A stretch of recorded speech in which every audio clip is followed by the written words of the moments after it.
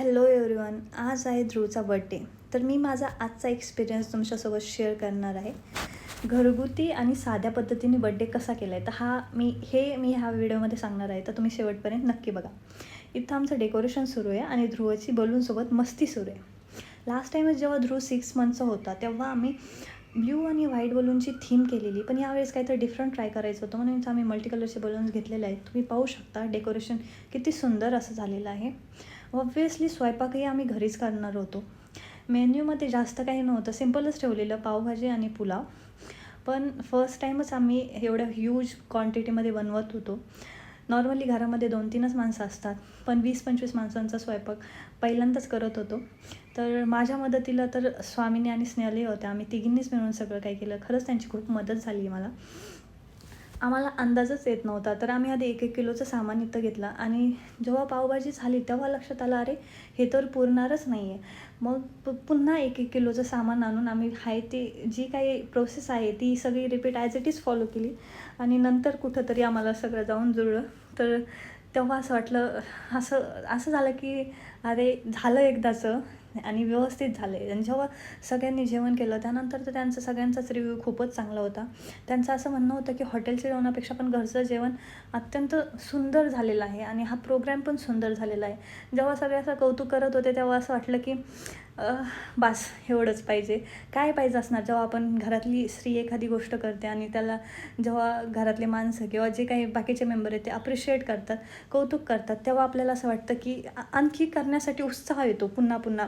आणि असं कौतुक केल्यानंतर पण असं वाटलं की कष्टाचं चीज झालं आहे. तर सगळ्यांनाच आवडलं, त्यामुळे आम्हीही खुश होतो, सॅटिस्फाय होतो. ॲक्च्युअलमध्ये मला माझा मेकअपचा व्हिडिओ पण शेअर करायचा होता, पण तो मला काही शेअर करायला जमला नाही कारण घाईच खूप होती. पण तरीसुद्धा मी माझी एक छोटीशी व्हिडिओ क्लिप शेअर केलेली आहे. तर कारण नाही जमलं एवढं सगळं करायला, फर्स्ट टाईमच होता. तर तुम्ही पाहू शकता पावभाजी, पुलाव, पाव इथं सगळं काही रेडी आहे. मला माहिती आहे की ह्या व्हिडिओची क्वालिटी एवढी नाही आहे, तरी पण मी शेअर करते. तर हा माझा फायनल लुक असा होता. फर्स्ट टाईम साडी घालून एवढं सगळं काही दिवसभर मी इकडं तिकडं वावरत होते. फर्स्ट टाईमच होतं माझं पण. आणि इथं तुम्ही पाहू शकता हा केक तर मला खूपच आवडलेला. 6 मंथकडून 1 इयरकडं जातो आहे असं त्यातून म्हणजे दाखवायचा आम्ही प्रयत्न केलेला आणि मध्ये अशी CD टाकलेली ज्याच्यातून असं वाटत होतं की तो आता 1 इयरचा झाला आहे. तर इथं आम्ही 7 जणींनी ध्रुवचं औक्षण करून घेतलं.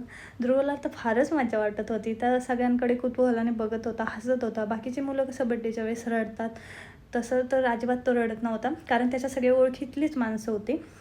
त्याला फर्स्ट टाईम एवढी साखर खायला भेटत होती. त्याला गोड फारच आवडतं. हे तर गौरी हिला खायची होती त्या औक्षणाच्या ताटातले तांदूळ. आम्ही तिला बोलत होतो, अगं तांदूळ काय खाते आहे, साखर खा. मग तिने साखर खाल्ली. पण तिला पण नुसतं मध्ये करायला खूपच आवडतं. ध्रुवची आत्तूही त्याचं छान औक्षण करून घेत होती. आणि नंतर आम्ही त्याला ध्रुवला केक कट करण्यास हेल्प केली कारण तो एकटा तर काही करू शकत नव्हता. आणि ध्रुव सोफ्याच्या खाली घसरत चालला होता, त्याचा हातच पुरत नव्हता तिथपर्यंत. मग त्याला त्याचा केक पण हाताने खायचा होता, पण मी त्याला खाऊ दिला नाही कारण की त्याने ड्रेस खराब केला असता. नंतर आम्ही सगळ्या कपलनी ध्रुवसोबत फोटोशूट केला.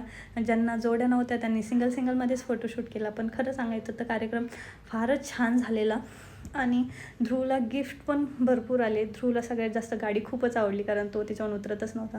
आणि नंतर सगळ्यांनी पावभाजी आणि पुलाव एन्जॉय केला.